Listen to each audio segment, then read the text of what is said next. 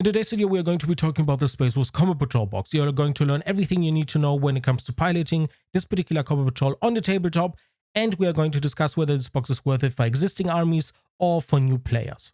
All the important links and timestamps are going to be either in the description down below, or the rules and other helpful resources are going to be in the pinned comment down below. So first up, a quick summary about this particular box. You're getting 70 miniatures, most of which are infantry. You're getting one tactical warsuit, which could be called a centerpiece model for combat patrol purposes, which is fine. And you're getting 2 upgrade sprues for the Space Wolves. And while you are getting those upgrade sprues, and while this box is called the Space Wolves Combat Patrol, it is obviously not exclusively made for Space Wolves. You can use any of these models included except for maybe the Lieutenant for any other chapter, and even the Lieutenant can easily be kit bashed for any chapter you want to. So if you want to just buy it and not use it for Space Wolves, you can definitely do so. This is especially useful for newer players because those questions get asked over and over again. So what are you getting more specifically? You are getting one Primaris Lieutenant that is exclusive for the Space Wolves. You can kit bash him quite easily to fit any chapter, but this sculpt is specific to this Combat Patrol box, cannot be purchased separately, at least to my knowledge.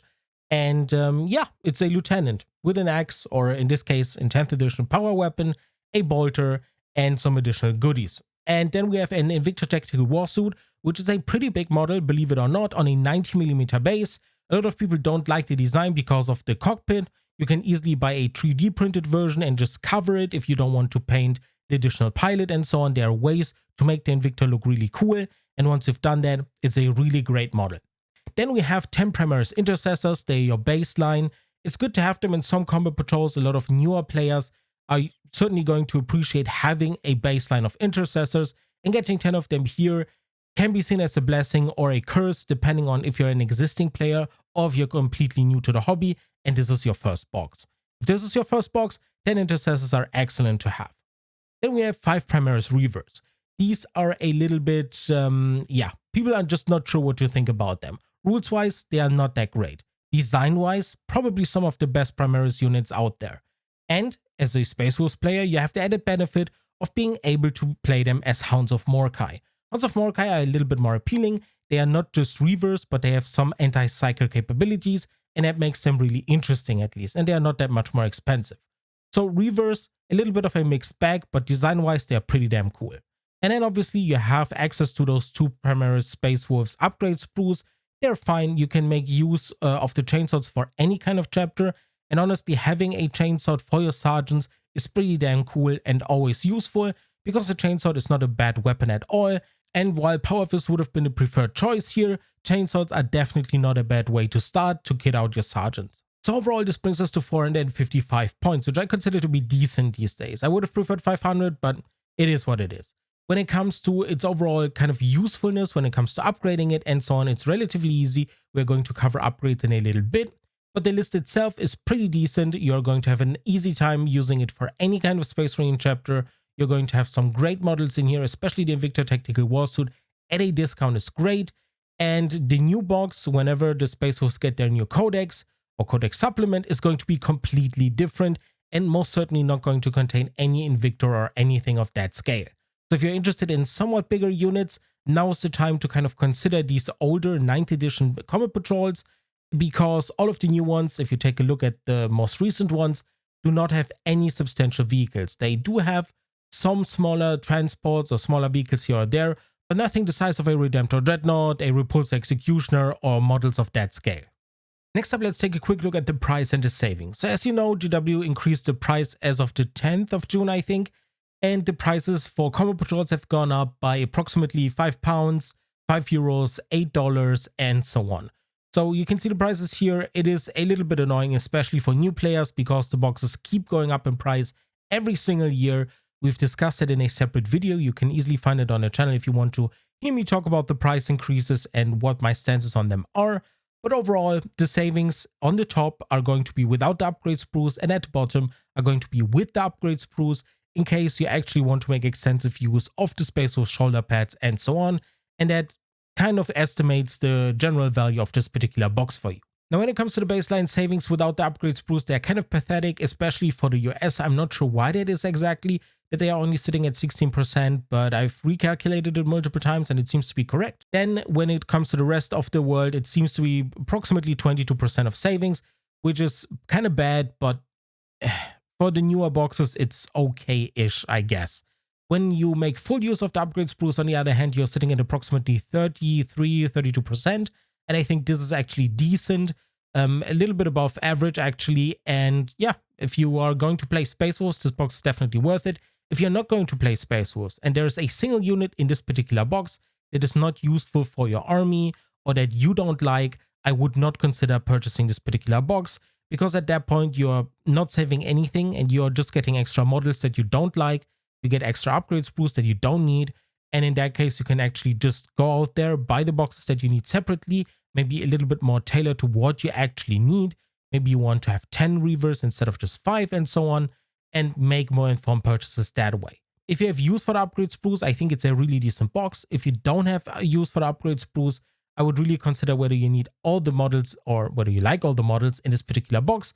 That is the case, you can definitely still purchase it, you're still saving money, but if not, I would strongly consider buying things separately at that point. Next up, let's take a look at the rules and the tactics. If you want to check this PDF out for yourself, you are going to find it down in the pinned comment below. This list is called Thoric's Void Hunters, and the first page contains all the different loadout options. For some units that is very important. For the intercessors, for example, you don't have access to grenade launchers and so on, so if you're a veteran and you're used to a certain type of loadout, definitely make sure to double check the first page of the PDF to make sure you know exactly which weapons you have access to, or you just check the data cards down below and they are going to only have the weapons that you have access to, obviously. But usually these lists help to kind of determine how many of which weapon you have and so on. Overall, there's nothing of note to mention here. The lieutenant is equipped the way you can see him on a miniature, so power weapon and so on. Your intercessors don't have grenade launchers, as I said, but your sergeant does have a chainsword. Your Reavers are equipped with combat knives, which I vastly prefer over the ranged weapon.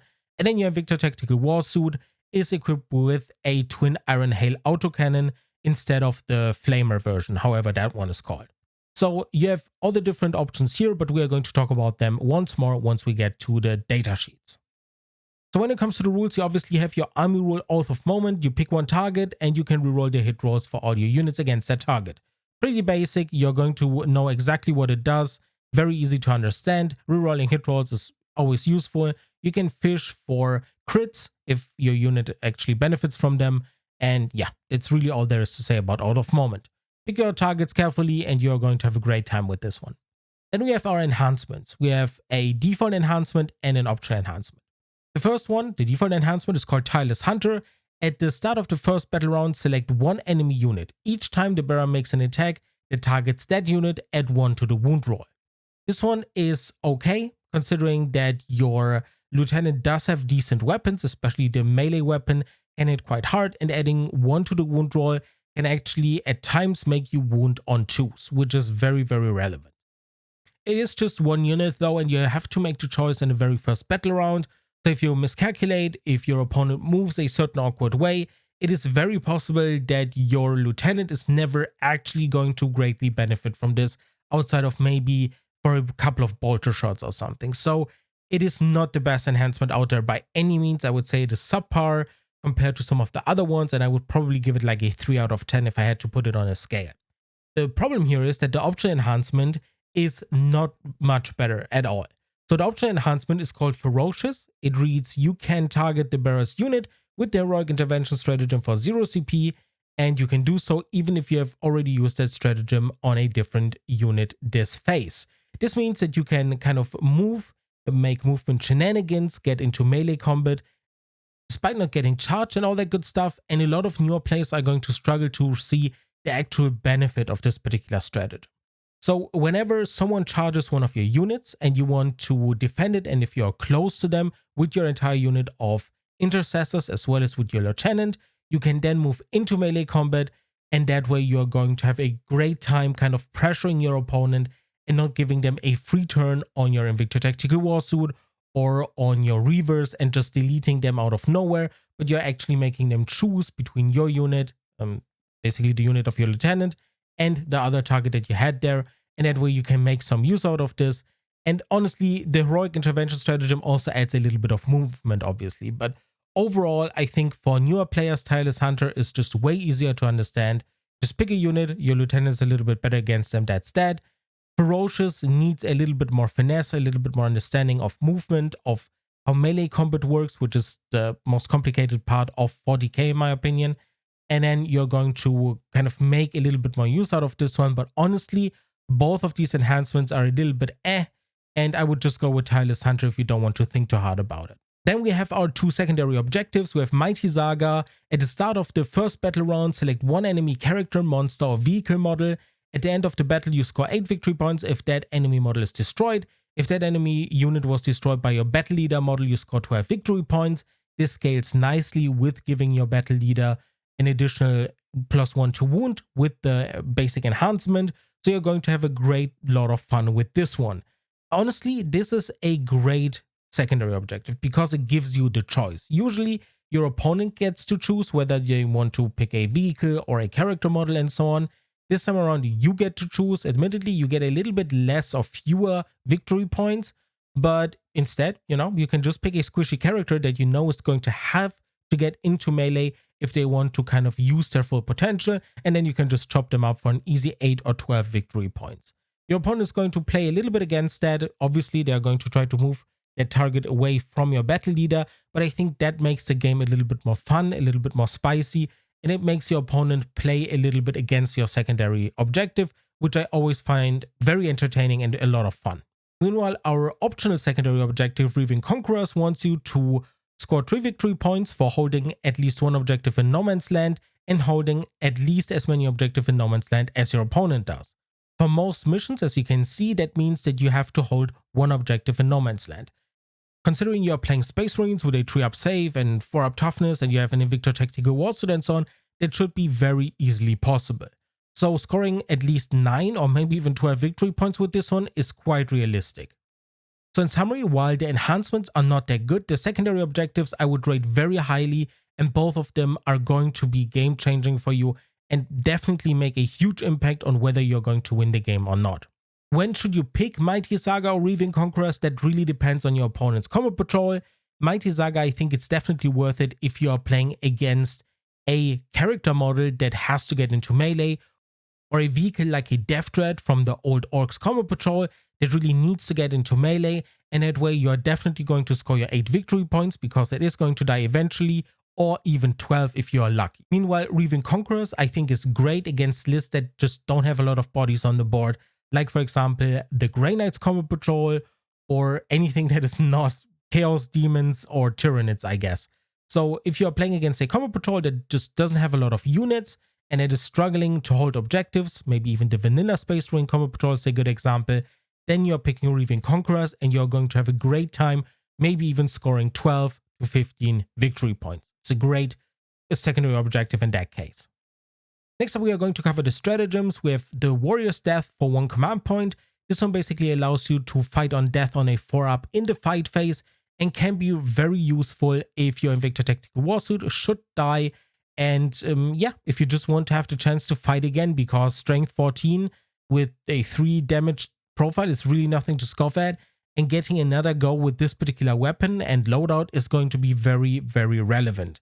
But the same applies to your reverse, or can apply to your reverse, and so on. So definitely make use of Warrior's Death. Keep 1 command point open at all times, I would say, for Warrior's Death, because at times it can really, really help with decimating a unit that would otherwise not have taken additional casualties just because you used 1 command point. Next up, for 1 command point, we have Keen Senses. In the shooting phase, when adept is a status unit from your army, ignores cover, and should they be targeting a character, you get to reroll a hit roll of 1.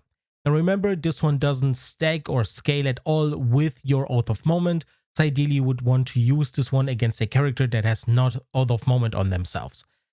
Furthermore, you would ask yourself, how often is it going to come up that a character is going to get kind of targeted specifically? Most of them are usually attached to a unit and so on. And while you would be correct at times, there are a lot of combat patrols, like for example the old Tau combat patrol, the old Orcs combat patrol, and the new Dark Angels combat patrol that all feature characters that are just running around on their own, not being able to be attached to any unit, maybe even the new Tau combat patrol, and you can all target them, and you can get a reroll of hit roll of 1. And it is very relevant because most of the time they are not going to be your oath of moment target, and at that point, getting a reroll of hit roll of 1 going to be very helpful. So overall, keen senses, a great stratagem considering everything is in cover at all times if you have a good board for Warhammer 40k. So yeah, great benefit here, very useful, and I've used it a lot of times. And last but not least, we have Pack Ambush. This one is for your reavers in specific, and in the shooting phase after they've finished making their attacks, they have to make a battle shock test and subtract 2 from the result. I'll be honest, I have not used this one a whole lot. There was 1 or 2 niche situations that I can come up with from the top of my head where I had to disable my opponent from having any OC, otherwise I wouldn't have been able to contest or take over an objective, and that was when Pack Ambush was good. That happened twice in 10-15 games. So it has some very niche uses and it can be very useful, but most of the time you're going to spend your command points on keen senses, on a warrior's death, and so on. And Pack Ambush is just going to be there if you're really desperate to disable your opponent from having any kind of OC on a specific unit that is maybe contesting an objective that you're holding. And yeah, in that case, it's going to be decent. Otherwise, it's just fine. Now that we know the rules, we can understand the datasheets a little bit better. If we look at our battle leader Thoric here, you can see that the weapons are pretty decent, and getting a +1 to wound on them if you pick the default enhancement is going to have quite the impact, because strength 5, AP -2, damage 2 is nothing to scoff at, and if your target is maybe a character that has toughness 4, like maybe another Space Marine character, you're suddenly going to be wounding on 2s and you're going to chop that character up. No problem at all. So, you know, the default enhancement can be very relevant, especially if you are targeting the 12 victory points from the default secondary objective. So, pretty good. And you get the target priority rule. This model's unit is eligible to shoot and declare a charge in a turn in which it fell back, which is very handy, especially if you want to add additional shooting to your opponent's unit and so on. So, overall, having a lieutenant in combat patrol has always been useful, has always been a good choice. And this one is no exception because the Mastercrafted power weapon here is just incredibly strong. And still having a Mastercrafted bolter, still pretty good. So definitely a very useful unit. Then we have our Intercessor squad. This one can be used in patrol squads, which means that you can divide them up into 2 5-man squads at the beginning of the game, which is going to be useful at some times, especially if you want to hold multiple objectives, contest multiple objectives, especially on the mid board. It is going to be useful to split them up. Sometimes you just want to have one huge brick of intercessors, give them keen senses, give them a reroll of 1 to hit against a character to delete them, and give them ignore cover. At times, that is just a better choice. You're going to have to make the judgment call at the beginning of the game or whenever you deploy them or whatever, and then you're going to have a better idea of who you're playing against, how the terrain setup is, and how much cover your opponent is going to have, and then you're going to make the kind of choice whether you want to have your command points have a little bit more value or whether you want to have more control on the board. Both options are excellent, and yeah, there's really not much more to add here. And last but not least, your sergeant obviously has the Astartes Chainsword. The Chainsword has 5 attacks, which a lot of people just don't quite realize and are always confused by. Does it really have 5 attacks? Actually does. At strength 4, AP -1, damage 1. Not a bad weapon by any means. So overall, the Intercessor squad is exactly what you think it does. 2 OC, splitting up into 2 5-man squads or just having one big break, both viable choices, and your sergeant actually having a decent melee weapon is going to be very helpful. Then we have our Reaver squad. Our Reavers are equipped with combat knives, so all of them have 4 attacks in melee at strength 4, AP 0, damage 1, which is a little bit but thankfully your pistol can also be used in close combat range. So whenever it is your shooting phase and your Reavers are in melee, they can still use their pistols. They have precision, so you can kind of ding characters at times. It's not always useful, but at times your opponent has a character that is so squishy that it might be worth it. Consider, for example, a Farseer from the Craftworld's Combat Patrol. That guy, toughness 3, 4 wounds or something, dies immediately. So at that point, it might be worth it to use precision. Most of the times, it's not. And then we have our Fearsome Assault, which is going to force your opponent to make battle shock tests with units that are in close combat range with your Reavers. Overall, not a bad unit, you know, but the damage output here is just not that great. The combat knives have precision and so on, but they just don't hit hard enough. No AP on there, just strength 4 and so on. but they are okay. You get the Reaver Graph Shoot, which means you have the Deep Strike ability, you have options to force your opponent to make Battle Shock tests, and these guys have Scout 6, so before the game actually starts, you get to move them 6 inches. So when it comes to deployment, when it comes to movement, to holding objectives whenever you need to, these guys are going to be excellent and are, I think, a little bit underrated, especially in Combat Patrol. I do think they're bad in full 40k, but with all the rules that these guys have in Combat Patrol, I consider them to be at least decent. And last but not least, we have the carry of this particular box, the Invictor Tactical Warsuit. I don't know if I have to say a lot about this guy. He's tanky, toughness 8, 12 wounds. You have a ton of different weapons, frag grenade launchers with blast, a heavy bolter. You get a lot of twin linked here, and twin linked is going to stack beautifully with out of moment because you're going to get full rerolls to hit. You're going to get rerolls to wound with your twin Iron Hail autocannon and the heavy stubber.